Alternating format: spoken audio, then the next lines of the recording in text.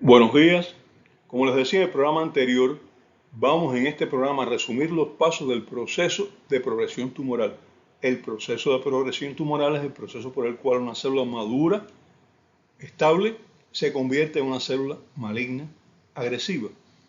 Es un proceso largo de mutaciones secuenciales, es decir, hay una secuencia, tienen que producirse en un orden, si no es en ese orden, pues no se consigue llegar a una célula tumoral.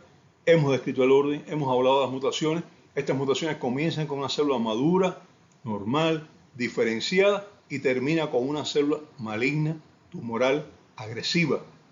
Es el proceso, ya lo dije, de progresión tumoral. Y vamos a hablar hoy, o a hablar, a repetir, a resumir, a condensar las mutaciones necesarias para que este proceso, la progresión tumoral, llegue al final infeliz, no al final feliz, de convertir una célula madura en una célula tumoral agresiva.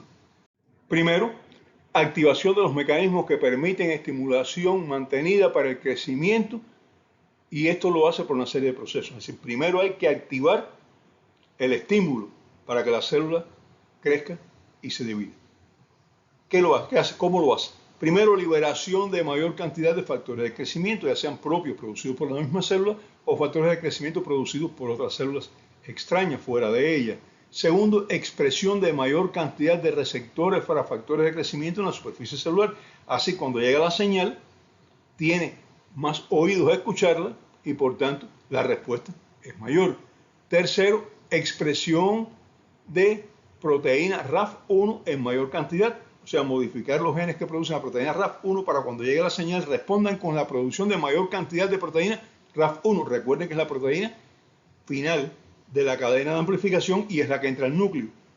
El cuarto, un aumento en la producción de la proteína CEMIC. La proteína CEMIC, recuerden que es la proteína que se produce por indicación de la proteína RAF1. La proteína RAF1 llega al núcleo, activa el gen de proteína CEMIX y empieza a producir proteína CEMIX. Y la proteína CEMIX se combina con la proteína MAX y entonces van a iniciar el proceso de activación del desarrollo, del crecimiento celular.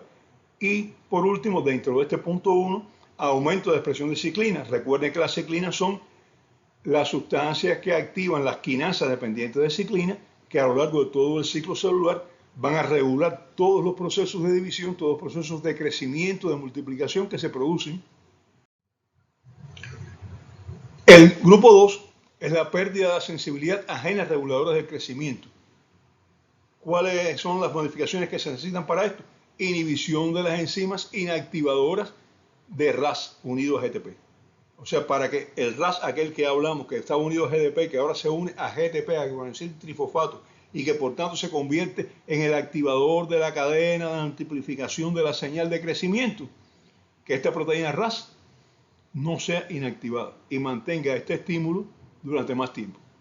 Después, inhibición de la expresión de proteína MAT. Recuerden, la proteína MAT es la proteína que inactiva la unión de CEMIX con MAX. Es decir, esa unión CEMIX con MAX llegó, activó los genes promotores de crecimiento e inmediatamente la proteína MAX lo separa. Entonces, aquí que hace falta, pues que no se produzca proteína MAT, que la proteína MAT no separe CEMIX de la proteína MAX y entonces pues el estímulo que cae sobre los genes promotores de crecimiento se mantenga. Inhibición de la proteína RB, proteína relacionada con el retinoblastoma, e inhibición de la proteína P53. ¿Por qué? Porque estas dos proteínas son básicas en los controles de regulación del ciclo celular. Como ya vimos, son capaces de detener el ciclo celular si detectan anomalías genéticas, son capaces de mandar a reparar estas anomalías genéticas y son capaces de mandar a morir la célula que no consiguen reparar. Por tanto, estos dos genes tienen que ser inactivados. Inhibición o delección de los genes reparadores de genes alterados, otro aspecto muy importante.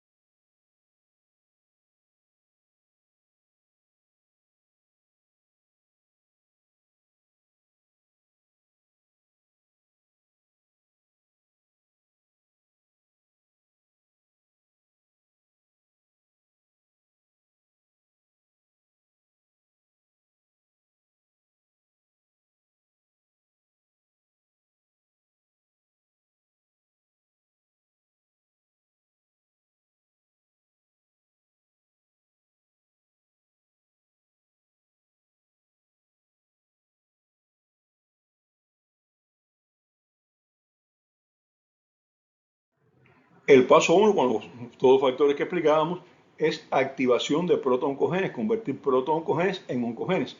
El paso 2, que ya explicábamos, unido al paso 3, que es la inhibición de los genes reparadores, son inactivación de antioncogenes, porque son antioncogenes los que tienen que ser suprimidos, eliminados en estos pasos.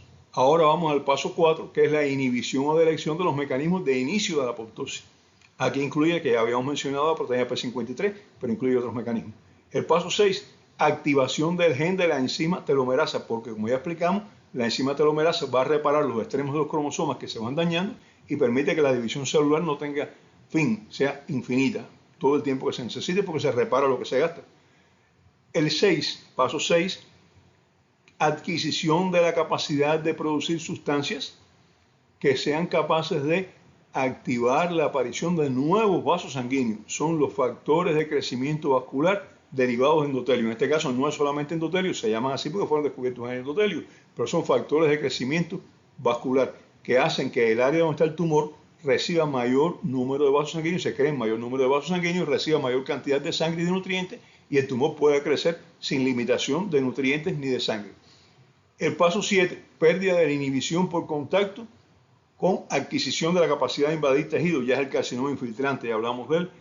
El paso 8, pérdida del anclaje tisular, adquiriendo la capacidad de liberar células que pasan entonces al torrente sanguíneo o al torrente linfático, van a llegar a un lugar distante, a un órgano distante, un tejido distante, a los ganglios linfáticos, y entonces allí van a sembrarse y van a producir una extensión del tumor, las llamadas metástasis. Paso 7, carcinoma infiltrante, pues hasta el paso 6 no teníamos todavía cáncer, el paso 7 es un carcinoma infiltrante, maligno pero localizado, y el paso 8 ya es el carcinoma con metástasis, el cáncer con metástasis, que ya es un problema bastante serio, porque es un cáncer avanzado. Vamos a ver ahora la serie de mutaciones, o sea, la secuencia de mutaciones que son necesarias para transformar una célula madura en una célula tumoral. Se resume en el siguiente esquema. Ante todo, la exposición de la célula a factores favorecedores de la progresión tumoral, los que ya hablamos, activan los sistemas de detoxificación, eso es lo fisiológico, lo normal.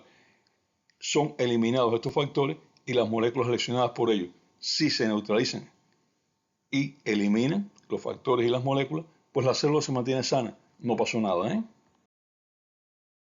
El problema está cuando fallan los sistemas de detoxificación. Entonces estos factores externos no pueden eliminarse, no pueden detoxificarse. Ellos van a formar compuestos químicos que se unen al ácido nucleico. Recuerden, el ácido nucleico es el que forma los genes y causan modificaciones en la información contenida en el ADN, es decir, mutaciones. Aquí se activan, si esto ocurre, la célula activa inmediatamente los genes reparadores. Y si se consigue reparar el daño genético, pues la célula regresa también a la normalidad, tampoco ha pasado nada.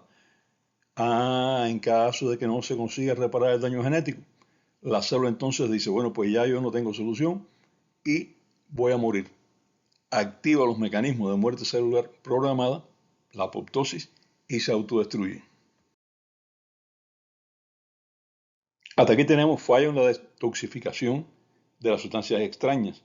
Tenemos también alteraciones de los genes reparadores, inhibición o delección, y tenemos también un fallo en los genes que activan la apoptosis.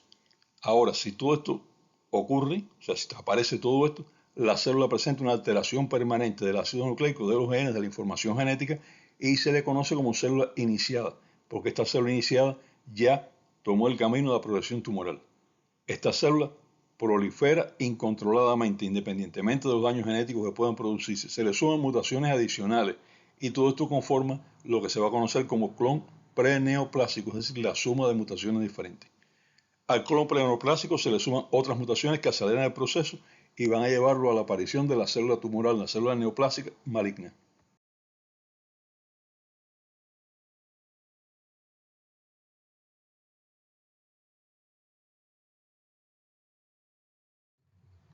Paso 9.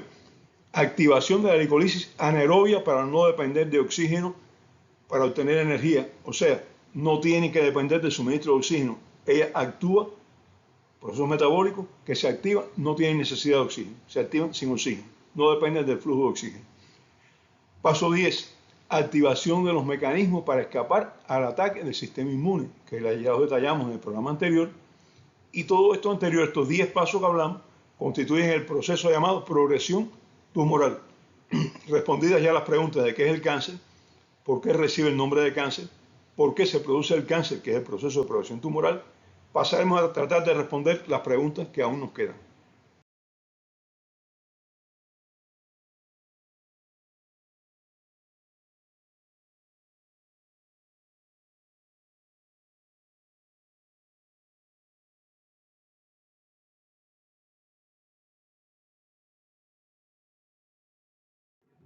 ¿Puede prevenirse el cáncer? ¿Puede curarse el cáncer? ¿Cuáles son los tratamientos actuales y las perspectivas futuras? Pero no es hoy. Hoy hicimos este resumen y lo separamos de todo lo demás para que fuera más comprensible. Todo eso será en los programas subsiguientes. Hasta entonces.